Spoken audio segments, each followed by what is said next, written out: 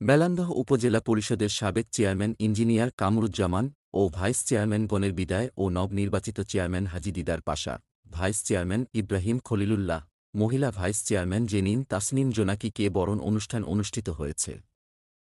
জামালপুর প্রতিনিধি তথ্যে বিস্তারিত।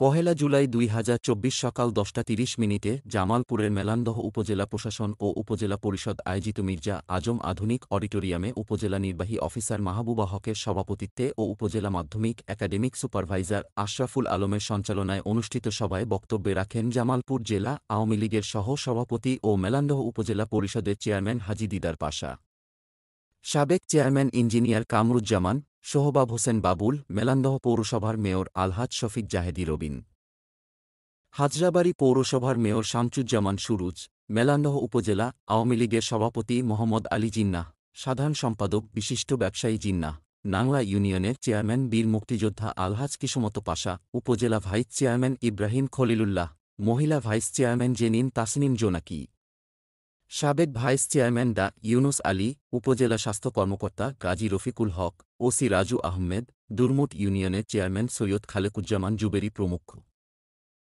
সভায় নবনির্বাচিত চেয়ারম্যান হাজী দিদার পাশা উপস্থিত হাজার জনতার সামনে দাঁড়িয়ে বলেন, সুন্দর পরিচ্ছন্ন উপজেলা গড়তে মেধাবী নয়, চায় ভালো মানুষ।